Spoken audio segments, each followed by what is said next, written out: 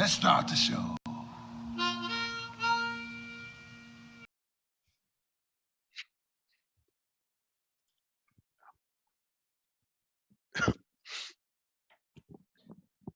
Hello, everybody, and welcome back to the Triangle Defense Podcast, where we bring you weekly content talking about college basketball, NBA, top 10 lists, trade rumors, all of that. I'm your host, Alex Ortega. And I'm the other host, Jonathan King. Awesome. Yeah, so we have a pretty packed episode today. We had a lot of news come out recently these last few days, but I had a tweet that I saw earlier that I wanted to see what your thoughts about it were. If you could change one game in NBA history, like just have the outcome be different, what would it be? And if you need a minute to think, I know mine. You go first then. Give me a minute. All right. So a lot of people know, some friends from back home that might be watching this, or you might know this as well, John, too. I grew up an Oklahoma City Thunder fan. Right. From around like 2008-ish to, I'm kind of in a weird place with them right now because, that's not exactly the team that, I really fell in love with, but I still support them. I always will. Right. I would change Game 6, 2016 Western Conference Finals. The one where Clay goes like absolutely insane. Yeah, I remember. Yeah, if it wasn't for that, a lot of things would be different right now in the NBA for sure. Me personally, I think the Thunder would have went on to handle the Cavs in the finals. Maybe. It's a debate. It's definitely maybe a debate. If LeBron I think it would have been a great the Warriors, he'd probably handle KD as well. But the hot, man. But that was the thing is the Warriors were. The Thunder were kicking the shit out of the Warriors. Like if it wasn't the Spurs, people forget the Spurs won. Part of the reason why the Warriors didn't slow up. You could hindsight. You say like, oh, the Warriors. They should have slowed up in the regular season. They should have gone for the record. It's like they were at one point throughout most of that season only like 3 games up on the Spurs. The Spurs won 67 games. 67 games. Yeah, that's the thing. Is like 2 seed. That's one of the most forgotten seasons right there because the Spurs had an amazing season, and I remember. Yeah. So I was a freshman in college at that time, and my roommate, my buddies, all of them were like, "Dude, can we just fast forward to the Spurs Warriors Western Conference Finals?" And I was just like, "Just wait." Just wait because Ennis Cantor had other plans. Yeah, exactly. I was like, just wait. That series, absolute. Yeah. Ennis Cantor and Steven Adams got paid that series. They were throwing people around, and then Tim Duncan retired. Right. So. Yeah. No, exactly. But I'm definitely changing Game 6 of that series because, like I said, I think that because the Thunder were like I said, kicking the shit out of the Warriors. Yeah, they should have beat them in 5 games. A 73-win team, they should have beat them in 5 games. And I think they would have handled the Cavs. So then what changes history right there then too is LeBron has 1 less ring. Right. Curry, whatever. The Warriors dynasty might have got a little messed up from there because maybe they make some kind of moves or whatever like that. I don't think Durant goes to Durant. No, if he wins a ring, Durant does not go to Golden State. There's no exactly. Durant doesn't go to Golden State, and we would be talking about KD differently right now too because his legacy would be different as well too. I personally think 100%. that 1 championship in Oklahoma City would be worth more than the 2 in Golden State and whatever he wins in Brooklyn if that does happen. Definitely. So I really think the Westbrook and KD duo would have probably ran for a little bit longer too. And I truly think that is one of the bigger butterfly effects of what could have happened in the NBA. And like I said, me as a Thunder fan at the time, I would have obviously loved to see KD and Russ win one together there. But that's the game that. So you're saying games I can reverse the result of the game, but I can't change what happens in the game. You're saying. No, you can change something that happens in the game too. Because in 2012, when the Bulls played the 76ers in the first round, the Bulls won that game, but Rose got his career destroyed. So, can I revert that and save his ACL, or Yeah, what? you can go back I and could do tell that. Tom Thibodeau Pull his to pull him out. Like, ass. I mean, why Put in was the C.J. MVP Watson. right? Yeah, why was the MVP of the league playing in garbage time in a game that was already won? Ask R.J. Barrett in like 3 years. Yeah.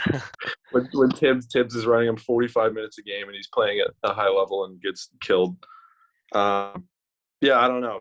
I was gonna say to be cheeky, I was gonna say first basketball game ever played. Just everyone just injured, and basketball doesn't exist anymore because it leads to too many injuries.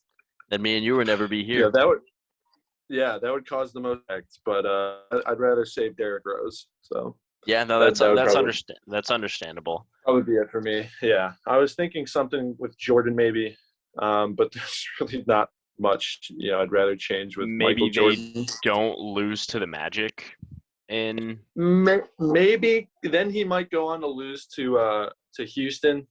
I think he would. I don't know how Luke Longley would have done guarding Hakeem Olajuwon, Yeah, but exactly. yeah, Yeah, I mean, but that's neither here nor there because I mean, like that doesn't change too much. I mean, Jordan was. nobody cares. Yeah, I was gonna say he's the GOAT if they won yeah, that series or not, So yeah. another one that I thought of too was Houston Rockets and the Warriors in I was thinking about that one. 2018. Yep, That Houston team was so good, they were like so good, and poster like I child for said, the they modern were. NBA for the most part. Oh yeah, 100%. They were Everything. handling.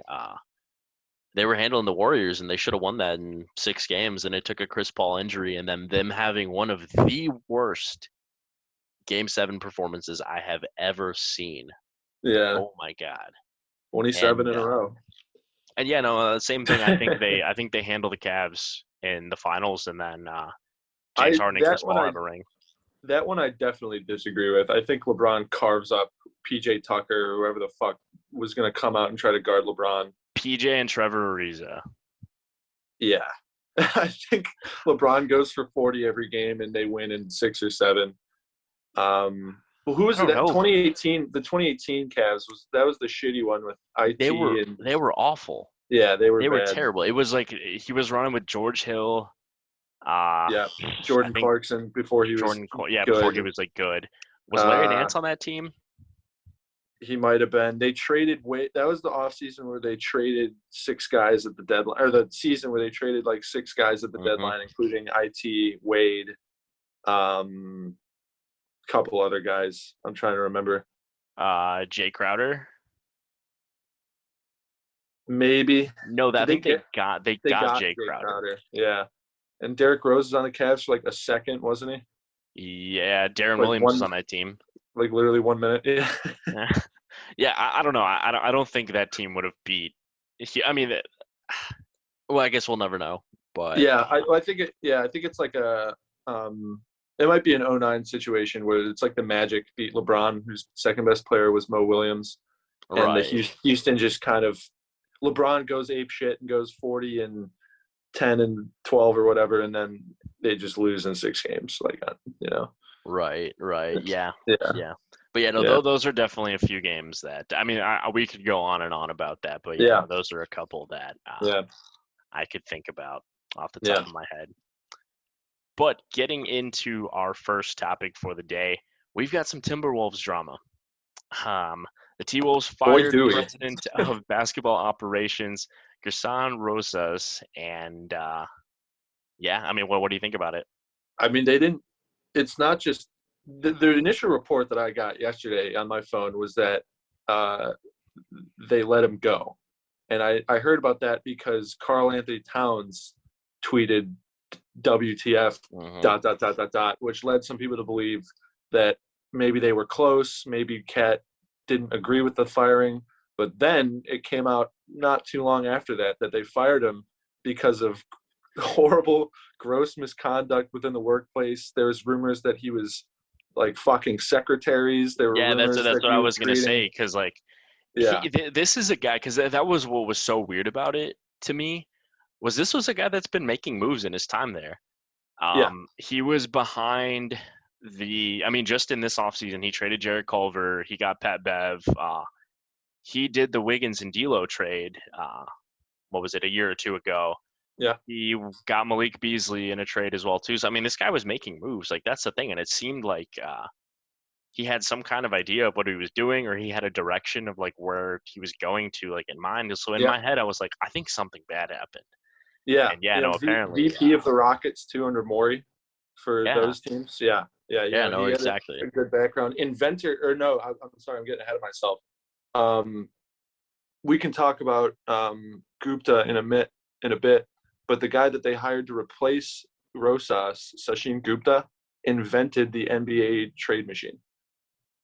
No way. Like, he invented it. No The way. Oh, new like the ESPN. no, his was different. I think ESPN bought it, but he literally invented the NBA trade machine. Sachin Really? Gupta, the guy who was an internal hire that got promoted after they fired Rosas. And he was interim for like an hour, and then they hired him to be, I think, the lead executive, if I'm not mistaken. Yeah, no, I knew something weird was going on because yeah, apparently he was fucking on company time, I guess. But yeah, yeah, but I mean, we're not here to talk about Rosas or whatever like that. We're here to talk about the effect that this can have, because apparently Karl Anthony Towns wasn't happy about it. Apparently, I mean, unless he's reacting like we all are to the news about what Rosas was doing, he might have not known. But they were talking. I don't think the news was out. I think that happened like immediately after like the initial report came out. Right. So I think he was either cool with him or just really thrown off by the news of it, like all of us were. There were reports that he was talking. They were talking like at lunch or whatever that day. Really? Just like I mean they were they were talking that morning before he got fired, and I guess they didn't tell Kat. But it's like people talk. We were talking about the impact that this will have. It's like, well, they're the Timberwolves. Like, it's not like he was it's not like they were on the brink of anything. Like they were about to like turn it around. Like maybe. Did you think the Timberwolves are going to make the playoffs this year? I don't. That's another video for another day because I have a few theories on them, but I just don't know what this means for Cat long term, because these are the kind of things that are like you look at as like the beginning of the end. Usually I think it's the middle of the end, to be honest. I think it's been in the making that Cat should get out of Minnesota, even though he stated multiple times that he's comfortable with the franchise and he wants to be there. They're the Timberwolves. They've been fucking over franchise players since their inception. I mean, by the time Kevin Garnett got traded to the Celtics, Timberwolves fans were happy to see Garnett win a ring with the Celtics because he wasn't going to do it. They knew he deserved better. Yeah, because he wasn't going to do it under the Timberwolves' terrible direction when Kevin McHale was running the franchise in the ground. But now they got Rosas. They fired him, and now they got a new guy that's probably going to run the franchise in the ground. I am not a Timberwolves optimist. No, I mean, we have no reason to be. That's the thing. Yeah, Pat Riley could take over the Timberwolves tomorrow, and they probably wouldn't make the playoffs for the next 5 years. It's just the way their franchise is run. Right. Like, they're just the Timberwolves, until they prove that they're not the Timberwolves, they're going to continue to be the Timberwolves. I mean, I don't know. That's my opinion. Truth. Yeah. No, that's because, like I was saying, I just think this could be one of the things that Cat's just like, because these franchises like this, just poverty franchises, that's how I'll put it. You need stability. Once you start making a bunch of coaching changes, front office changes, whatever like that, you start to lose that stability. That doesn't keep stars around. Oh, Ryan Arcidiacono to the Boston Celtics. Good for him. Yeah, good for him. He's white. They'll love him up there. Yeah, no, that's for sure. Yeah. But back to the Cat thing. Yeah, no, I think with his free agency kind of looming, or maybe he ends up requesting a trade, because I don't know how much longer he has on his deal left, but if Ben Simmons is about to get dealt with 4 years left, I don't know what that truly is worth anymore at this point. I mean, so he's got 5 years on his deal. So Cat does? Yeah. Okay, yeah, no, that's the thing. I mean, if Ben Simmons gets moved, with 4 years left on his deal, I mean, Cat can cause a fit and all that stuff and get his way out of there. It's interesting. I don't think this applies to Karl Anthony Towns, but Zach Lowe was talking about on his podcast the other day that franchises are so not confident that they can retain star players that they won't request trades, that during contract negotiations they'll let star players know like, hey, just take the money now. If we screw up within the next like 1 or 2 seasons, we'll trade you. That Wow. could be, yeah. I mean, that's which is wild, but that's the state of the NBA we're in right now. Ben Simmons has 4 years on his deal, and we talked about last episode how absurd that it is that he's requesting a trade. But yeah, I mean, that's what it is. Zion Williamson reportedly not happy with the Pelicans, hasn't requested a trade yet, but he's played barely 100 career games, right. and he's on his rookie deal. It's like at some point, going on a bit of a tangent here, but at some point, like Adam Silver might have to step in. And if Karl Anthony Towns requested a trade with 4 or 5 years left on his deal, it'd be a full-blown pandemic of, star players wanting out. But if anyone's justified in asking out, especially if asking out the Timberwolves, it's Cat. Yeah, I think we have a whole different conversation about him as a player. Yeah. If he starts winning more than 25 games a season and makes a decent playoff run and and stays healthy throughout the process of all that. And then another thing too that nobody's really talked about, for whatever it's worth at this point, D'Lo only has 2 years left on his deal as well. Okay, yeah. So best I mean, friends of Karl Anthony Towns. Yeah, they're best friends. Yeah. So I mean, I think there could also be a world where those two get out together. And I mean, I could see it very much being like if Cat says he's out of there, D'Lo, like, I mean, he went there to be with with Cat.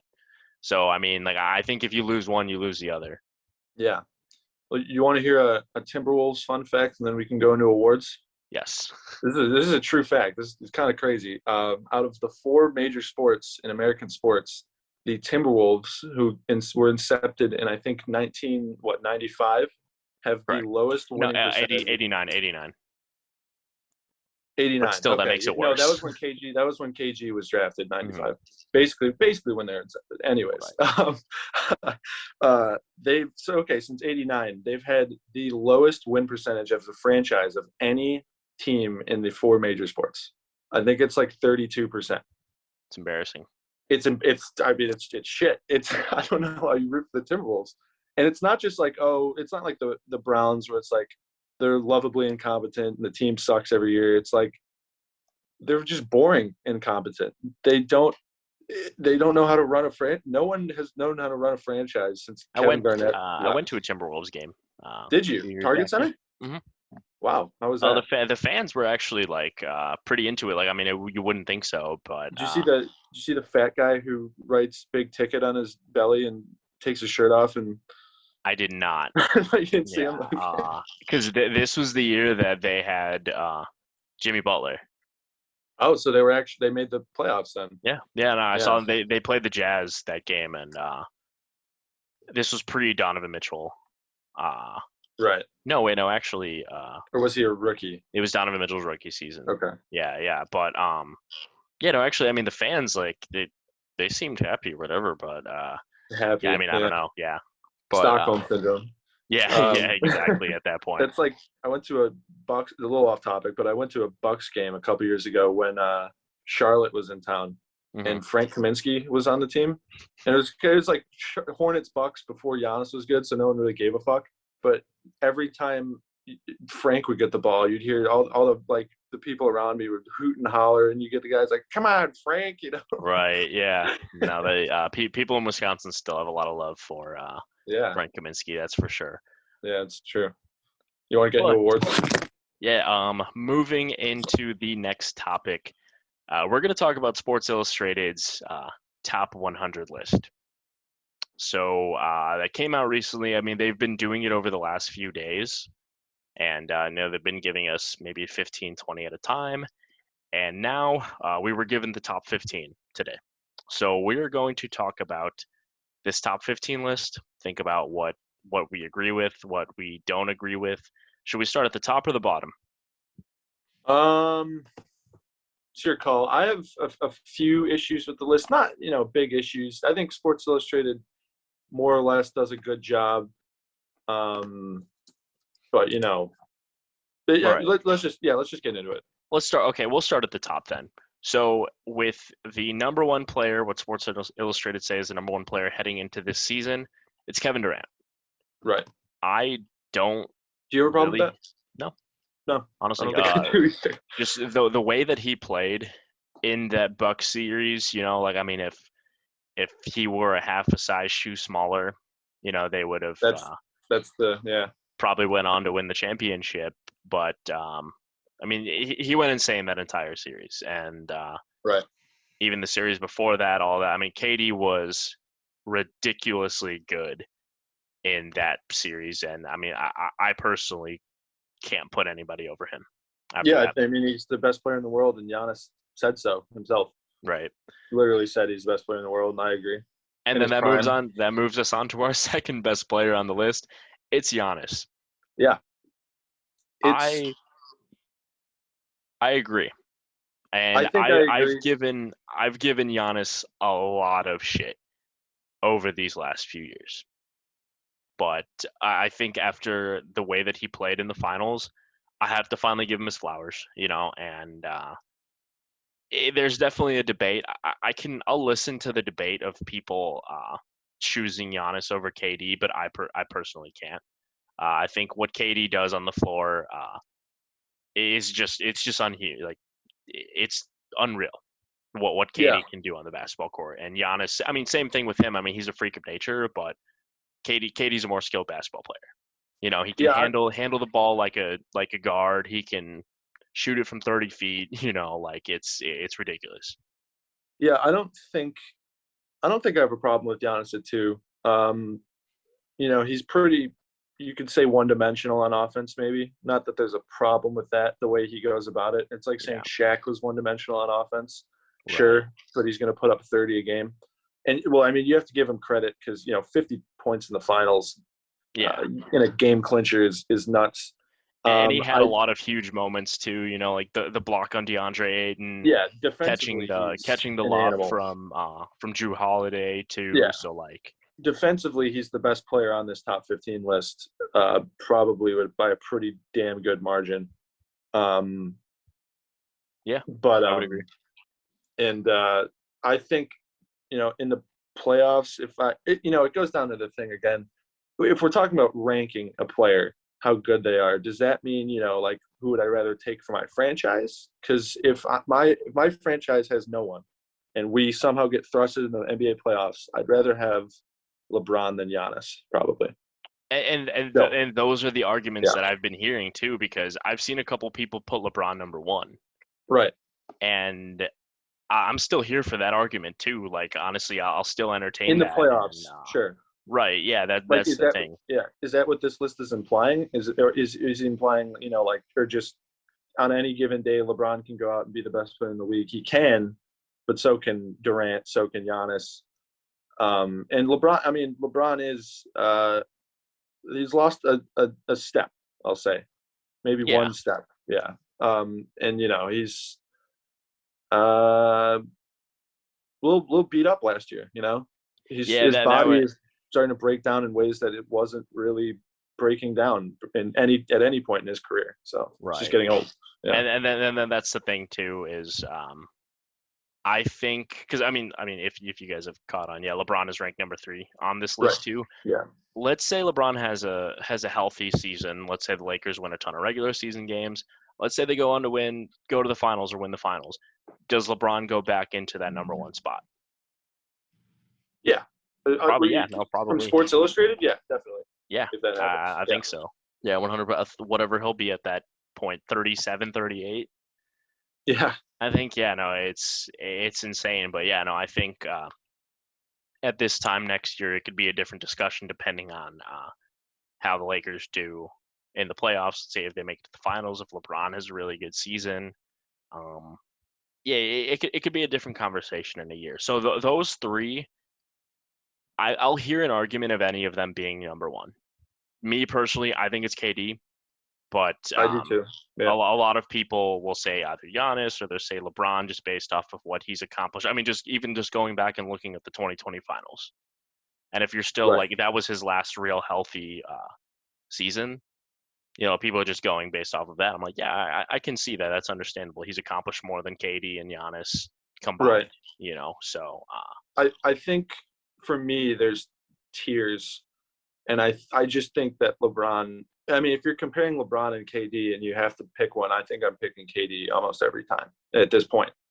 because I think he's a better scorer, and he could score from anywhere. He's defensively, he's pretty unique because he's lanky. He blocks shots. He can protect the rim, and he just demands so much help. Not that LeBron doesn't, but I think it's really just a matter of KD's still in his prime and LeBron isn't. Right. Yeah. Yeah. Exactly. Yep. And then speaking of that drop off, this is where I'm not going to say a significant drop off, but everyone after that, people mad. Everyone after this, I mean, there's no real argument of them being the number one. At number 4, they have Steph Curry. I mean, Steph went insane last season. I mean, the Warriors, nobody really expected them to be that good because there was no Klay Thompson, because James Wiseman was really raw at that point. Draymond took a real big dip offensively, but I mean, he carried them to the 8th seed in the play-in. I mean, they didn't make it into the playoffs, but I mean, you can't ignore what Steph did. I mean, he did everything for that team last season. Yeah. And there's a chance that I think if the Warriors go back to being the Warriors, Klay's really good. I mean, if Steph plays the way that he did last season and they're actually winning games, Steph could maybe jump up to be in the number 2 conversation on this list. So you're going off of team success. Well, because that was the thing is, I mean, like Steph was amazing last season, but he didn't get major MVP nods because the Warriors were bad. His team was ass, right? So you're always, if you play amazing, they're always going to look at what's around you. So you're talking about, you think according to Sports Illustrated, he would have been higher? Yes. Yeah, okay. I definitely think so. Yeah, and like I said, I think next year, if the Warriors go back to being the Warriors and they make a deep playoff run and Steph plays the way that he did last year, just based off that team success, and I mean that'll definitely be credited to Steph. Yeah, I mean he's the best player on that team. He's the leader of that team.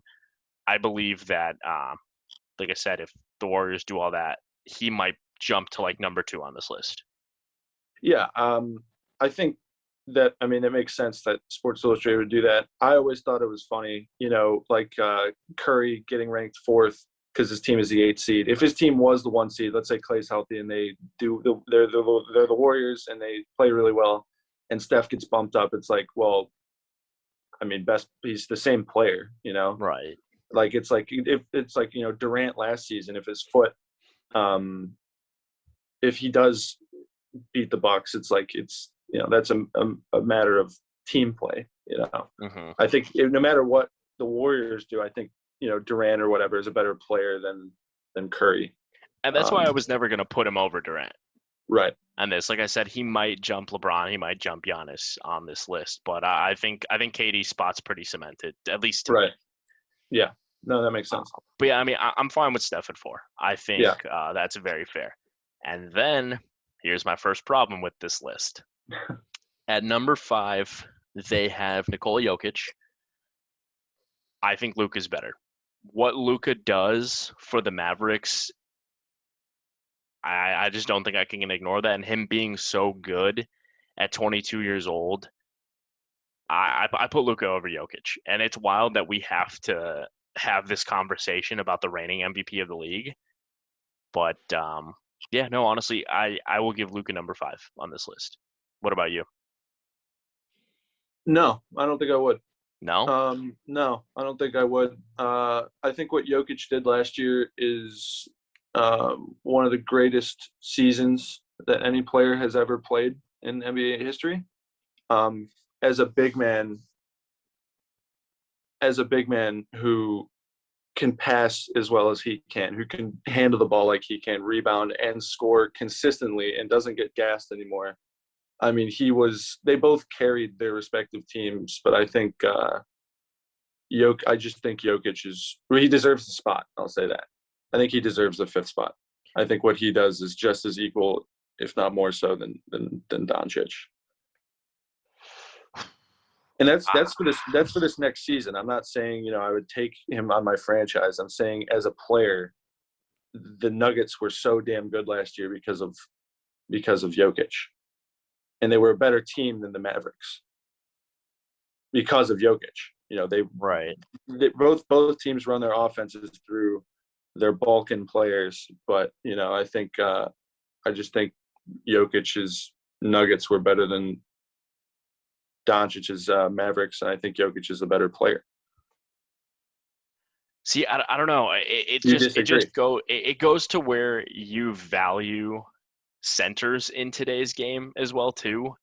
Yeah. Because I mean, even if the Nuggets all healthy and all that, I don't think Nikola Jokic is the recipe to winning a championship.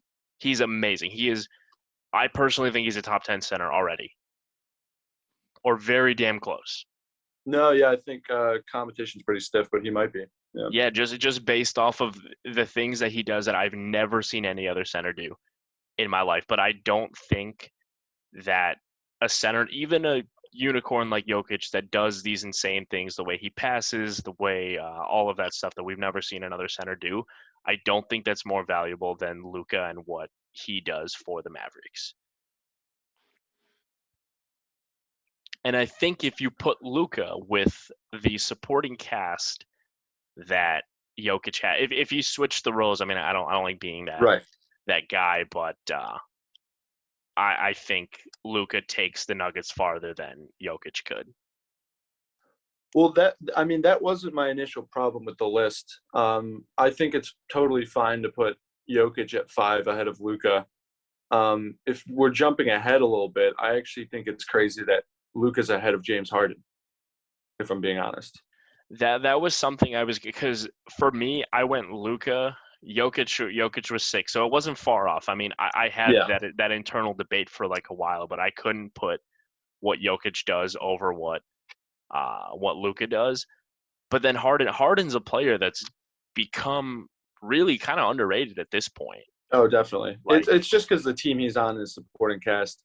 He's not going to put up as good of stats as either of those guys, but it's because he has Durant and Kyrie to share the ball with. I mean, if we're looking at a player and this list is also, I'm pretty sure, predictive. Like they're predicting that next season, these players are going to do. Like Jokic is going to be the 5th best player in the NBA next year, and Doncic will be 6th. Don't know if I agree with that. I think Doncic might win the MVP next year. But as it stands, I don't have a problem with them putting Jokic ahead of Doncic because I just think Doncic brings more. And the whole thing about not valuing big men or valuing centers, I think what Jokic does defensively, being a slightly above average defender as he was, is better than what Luka brings. So I think is still lacking a little bit on the defensive side. And then I want to hear your Harden over Luka reasoning then too. Yeah, I think he's just the better player. If Harden was still on the Rockets, I think the Rockets would be a much better team than the Mavericks would be. But do we have to take that context into play then too? Because I mean, Luka's. I mean, I'm not going to say more. Like you said, I mean, like Harden's the second best player on his team right now, and he went this season. What was he averaging? I think maybe like 21 points, 24 points, something like that. Yeah, but I mean, that doesn't take away from how good of a player he is. If Luka Doncic had to play next to Kevin Durant, guess what? He's not putting up MVP numbers anymore. Right. It's tough. If you want to measure impact, then you could argue that no player impacts the game, impacts their teams more than Giannis or Jokic or LeBron or Doncic does. But I wouldn't put Harden in the top 20 at that point. But if we're talking about player to player, if we're talking about who is the more talented basketball player, who's better, I think James Harden's still a better basketball player than Luka Doncic is. They're the same player. James Harden is much more polished, and I think he's a little beher defensively. Right, yeah, no, he's definitely better defensively. And I think endurance plays a factor. Doncic plays heavy minutes in the playoffs, but he there were times in the playoffs last year where he would get gassed because he has to shoulder the load because Porzingis is terrible and everyone on the Mavericks is terrible. That happened a few times in Harden's career, no doubt. But towards the end, when James Harden was, pummeling his way into the lane, drawing fouls, doing all this stuff, and playing 40-plus minutes a game, Harden, he's one of the most – he is some of the most best endurance in the league. He can carry teams he could carry like a YMCA team to a couple wins in the NBA just because he's going to put up 40-point triple-doubles and stuff like that. He's ridiculous. And I think Doncic, I really just don't think he's as polished of a player as Harden is. And I think they're the same player. You know, they hunt for fouls. Yeah. They do step backs. They're crafty inside, combo guards. I think they're really the same player. I just think James Harden's been in the league longer. He knows more, and he's a more polished player. Definitely, yeah. No, that. Yeah. Okay. You agree or you disagree? I think I do. Honestly, yeah. No, because I didn't look at it from that perspective. Yeah. But yeah, no, I actually think I do agree with you on that one. Yeah, and that's my fault too. Like I said, Harden's gotten underrated this season because you had all the weird stuff going on in Houston. He came to Brooklyn out of shape. Weird stuff in Brooklyn too. Yeah. Yeah, weird stuff in Brooklyn too. All that hamstring injury. Yeah, I mean, I think he's going to come back this season and jump back to. I mean, he was consensus top 5 over the last few years. Top 3. Yeah. I mean, he was always, how many times has someone said like, oh, Harden's got the numbers, but he won't win MVP. Like that's the benchmark for James Harden is winning MVP or being in contention for it. And, you know, it's not going to show up on a stat sheet. You're not going to see Harden putting up 30 points a game as long as he's next to Kyrie and KD, but his impact is going to be felt, you know? Yeah. And he's still going to be the same player. It's just that he's going to have more of an auxiliary role. Exactly. Than he did in Houston. He was the franchise, you know. He was 100%. The engine. The only reason they won or lost games was because James Harden played well or he didn't play well. You know. Exactly. And now moving on to number 8. So those 3 right there got a little dicey. I'm sure. I think I saw people arguing about those 3 on Twitter the most as well too. Yeah. And if I could just say something that goes with all these lists. I mean, like it's a top 15 list. The criteria, the better player, you know, like what does that even really mean? It's all subjective. Yeah, exactly. Yeah, it's just kind of like you know, I don't really know the criteria for this list. You could argue it so many different ways, but yeah, that's why they put these lists out. You know? Right.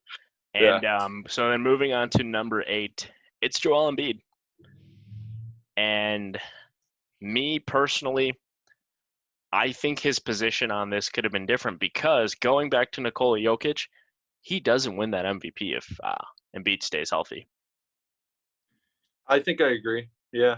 That was the thing. I mean, Embiid was the front runner. He was the clear front runner to win MVP because the Sixers were winning and he was averaging, I think, 30 points per game and just going out there doing Embiid things.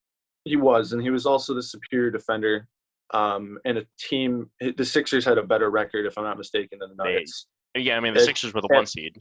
At the time, the time. Well, before Embiid got hurt. And then they still finished the 1 seed.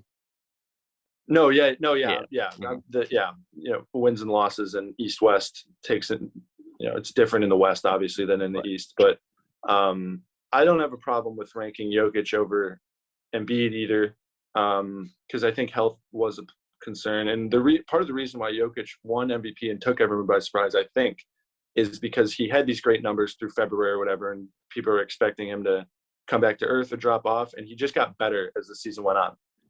He lost Jamal Murray. Yeah. Exactly. Me personally, because at the beginning of the season, the first half of the season up until pretty much the All-Star break, it was who's MVP, Embiid or LeBron, and they were if you looked at the betting odds and all that. I mean, I bet on Embiid. I might be a little salty. I did as well. Yeah, I bet on Embiid, and it was him and LeBron were the clear 2 front runners of it, and then Jokic was kind of somewhere there, but way on the outskirts of it.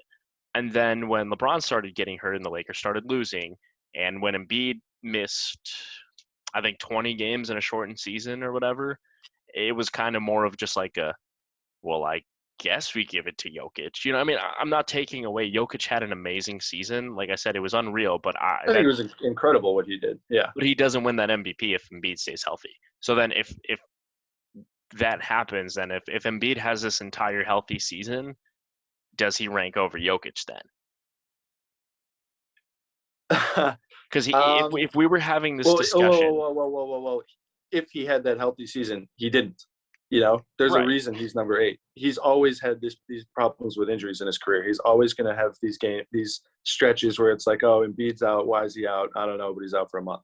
You know, like I think that's part of it. And I think me personally, I think offensively, he puts up a lot of points, but in the playoffs, he tends to disappear. Yeah, He tends to have games he had some that pretty he takes bad off. moments Yeah, in that Hawks series. Yeah, and I just think Jokic is way more consistent offensively than Embiid is, and of course Embiid makes up for that by being better defensively. like a lot better defensively. Yeah. Yeah, no, for sure. But yeah, no, that's interesting. That position. That's exactly where I'd put him right now too. But I'm thinking maybe next year that could be different. I mean, if he can play more than 65 games a season, which I don't know if he's capable of, it would be a different conversation. But I mean, we'll see. We'll see how things turn out. And moving on to number 9, it's Anthony Davis. This was an interesting one too because, like I said, if we were talking about this a year ago, fresh off of what he did in the playoffs, what he did in the finals, some could argue he maybe could have been Finals MVP in that series. Yeah. He's closer to the top 5, and now he's pushing closer to being number 10 on this list. What do you think about AD's placement here? I don't think I have a problem with it. When you say, oh, he's the 9th best player in the league, you kind of think, well, he seems better than that. But you see, I mean, what 8 guys ahead of him deserve not to be? And to be honest, you can make arguments for all of them to be ahead of AD. I think AD is really special. You could make an argument that that he is the best big man in the league, that he's better than Embiid, both Embiid and Jokic. I think there's definitely an argument. Do I have am I angered by his placement? No, I don't think so. No, and like I said, I mean, it's going to be another kind of LeBron situation to where depending on how the Lakers do and how he plays in that playoff run and all that, it could be a different conversation because this is a guy that I remember there being tweets after the finals and all that, and everyone was like, okay, so we agree that AD is better than Giannis, right? And everyone was like, yeah, exactly, right. And now it's a year later, and nobody would say Anthony Davis is better. Yeah, it just goes to the thing we saw what Davis was able to do in the Pelicans with guys like Jrue Holiday, funny enough. Yeah. And he didn't do shit. Not only did he not get to the conference finals, they make the second round once, or did he ever get out of the first round? They swept the Blazers. Blazers, okay. But that was more about Jrue Holiday clamping up Damion Lillard, playing. Yeah. He played amazing on Dame than it was about AD being. I mean, AD was really good that series, obviously. Right. I mean, he was given Nurkic and whatever Mason Plumlee or whatever fits over there. Myers Leonard, yeah. Well, that started comes up in every episode. Right. Just to mention Myers Leonard in every episode. We'll find a way to squeeze him in, but yeah, no, AD. I'll listen to an argument of him being over Embiid. I would too, because of what AD can do more offensively. When it comes to the ball handling, when it comes to being able to space the floor better than Embiid, I'll listen to that argument. But I think I'm still okay with AD's placement. There. AD's hang up for me is that his blatant refusal to play the 5 or want to play the 5 ever has never really been right with me, because he's so capable. I mean, he's exactly. so right. Capable. He just doesn't want to guard guys in the post and get sweaty or whatever. I don't know. He's the ultimate 5. He's exactly not really that undersized. He's a post menace. He just doesn't. Or maybe he wants to get the smaller matchups on offense. I don't know, but right. And then moving on to number 10 this is where it gets kind of interesting here too. I don't even know if this is a player I would have put on here, for not because he's not a great player, but because we might not see him play we might not see him play at all. I mean, we might see him play in the playoffs, but I mean, depending on how the injury is and all that, I mean, it's Kawhi Leonard. This is a guy that would have been top 5 with, not going down with the injury and all of that. He would have been a top 5 player on this list. I would have put him over Jokic. I would have put him over Luka, all of that. There's a debate to be had about him and Steph. It just depends on. I like Steph a little bit better, I think, just because of his playmaking ability. Not that Right. Kawhi doesn't have that, but Steph is on another level. I Obviously. agree. I agree. Yeah. I'll listen to the debate. Like I said, I think he's over Jokic, Luka, Harden, all of those guys. Yeah. But yeah, so Sports Illustrated has him on top 10 as number 10 on this list, and I don't think he plays this entire regular season, or maybe he catches the last few games. And Yeah. I don't know. This is a weird one that They have it. I don't They think I have would it have as had him a. on the list. They have it as a caveat. Looking at the list, saying if he was 100% healthy, that they would have finished top. He would have finished top 3 on the list, which there's an argument he's better than LeBron right now. With Right? Yeah. on both ends of the ball, so efficient. Really, just he's really incredible both sides of the ball, and that ring that he won in Toronto proved that he could win as the number 1 option, and was really impressive there because of how efficient he was from all over the floor. But it's really weird to say that, Right. Yeah. he's not even gonna He's not he's gonna not even gonna play. play this season probably. So if he's not gonna rank 3, if you're not gonna like take away the injury and say, well, he's 3 because if he was healthy, he'd be on the list, which I would get if they Yeah. put him at 3 or 4 or whatever and said like asterisks, he has to play, but this is where he'd be. But to put him on the list at all, like, are they implying that with a torn ACL and Kawhi Leonard like playing Is better than all basketball, these guys after him. Yeah. like, Right. it's, So it's a really weird placement to put him on the list and saying like, okay, Kawhi out of the hospital bed is better than like the next best guy. It's really, Right. really bizarre to do that. Knowing Sports Illustrated, they probably did it so that people would talk about it Right. and talk about how weird it was, but a really weird decision to do that. So for the sake of our list, I take Kawhi out of the list. Yeah. Altogether. Yeah, if I was going to make a top 15 list, I would not have. And again, they said it was predictive of the 2022 season. How could it possibly be if you have Kawhi Leonard on there? He's not going to play. Exactly. Exactly. So So unless they think Kawhi in like maybe 8 regular season games is going to be top 10 Kawhi or whatever, but yeah, for the sake of our list, I take him out, and at number 10, I'm going to have Damion Lillard. yeah, And I think everybody can agree with that. yeah. Um, I'd like Damion Lillard a lot because I like what he does. Having a point guard who has in the gym range, as they say, right. cross half court, and you have to guard him. Literally these days, you have to guard him when he gets to the half court line. That's really important, but it hasn't. It goes back to old Neil Olshey, fucking piece of shit. But it goes back to it hasn't really translated to team success, and there's no denying that he's really great. But until I see something, I'm not putting him over AD. I'm not putting him over.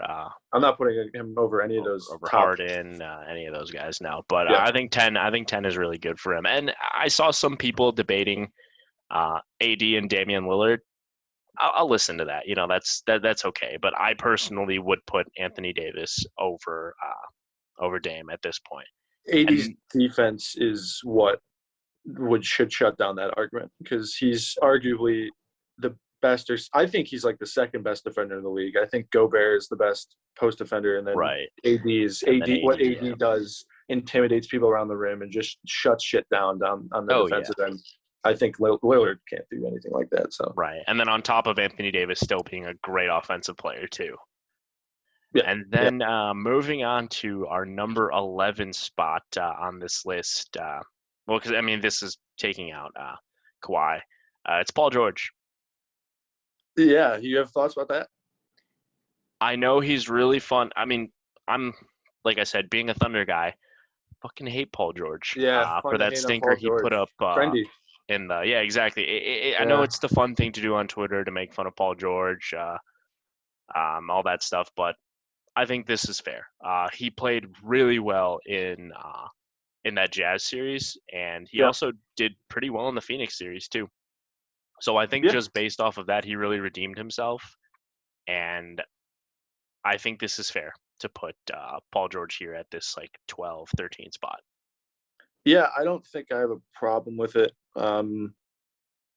Inconsistent, I'd say, is Paul George's biggest hang-up. Yeah. But when he's on, there's no denying that offensively he can give you 30 with really good from three, and then defensively he's I don't know if he's underrated at this point, but he's a total ball hawk on the perimeter. Him and Kawhi, Right. some of the best stealers in the game, as well as just being a perimeter defender in general. But it's the inconsistency that people have issues with. But Right. 12th or 11th or whatever, I don't, Yeah, that's fair. Next on this list, here's one that I think is pretty interesting. They have Jason Tatum over Jimmy Butler. Do you have any thoughts about that? I think I'd rather have Jason Tatum than Jimmy Butler. I think offensively, Tatum is more well-rounded. Right. Defensively, I don't think he's as good as Butler, but he's got size that is on his side. And Tatum's a great defender. This is what I was going back to what we talked about on the first episode. He's a really underrated wing defender, and I think he can take another jump this season. And I personally would have Tatum over Butler at this point right now too, because I can't unsee what I saw in that Bucks series from Jimmy Butler.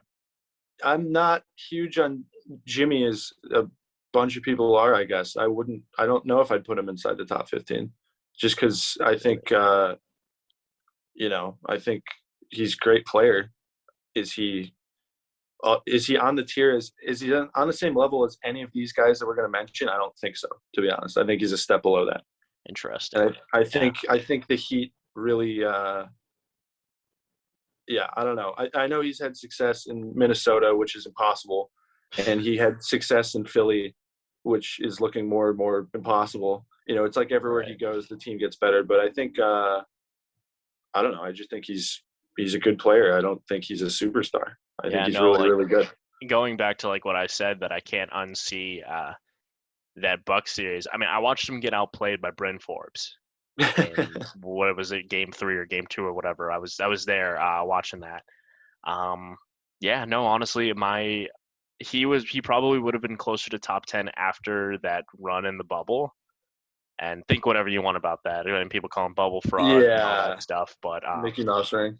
Yeah, exactly. I don't like to listen to all that stuff, but I think that's fine. I think I take Tatum over him by a decent margin. I'd rather have Tatum on my team right now. Yeah. And next on this list, it's Bradley Beal. Yep. I'm totally fine with that. I'm fine with that. The things that guy can do offensively. Yeah, exactly. Averaging 30 points per game, and if it wasn't for Steph going apeshit, I mean, he would have had the scoring title. Yeah, for that too. He's in a weird place with his career to where I really just think he's okay with winning 38 games a year.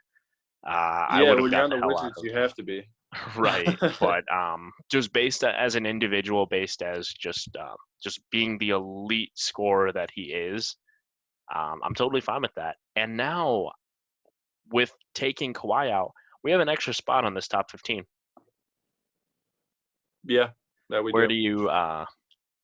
Who would you throw? Who missed this top 15 that you think you would throw in there? I really think, and this is not probably. I don't know if this is a popular opinion or not. You can tell me, but I think Rudy Gobert deserves consideration. I think him or Donovan Mitchell. Yeah, what Rudy Gobert does defensively is really, really, really impactful. I think he's the best defender in the league. He's got a bunch of defensive player of the years to show it.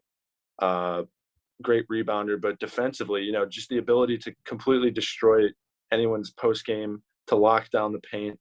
I think he deserves consideration. I don't have a list of honorable mentions in front of me, but that's the first guy that I thought of. I think, the Jazz have been pretty consistently good for the last couple of years. And I think a big part of that is Donovan Mitchell, of course, but also Gobert, although I will say Mitchell will be up there in a few more years of being more polished. And what about Gobert getting played off the floor in that Clippers series? Yeah, there's that argument when the playoffs come. How good is a guy like Bam Adebayo or Rudy Gobert or Hassan Whiteside back when he was good? That was the whole thing. It's like how good of a rim, like how much do you need rim protection when you can't play? I don't know. I still think he's valuable.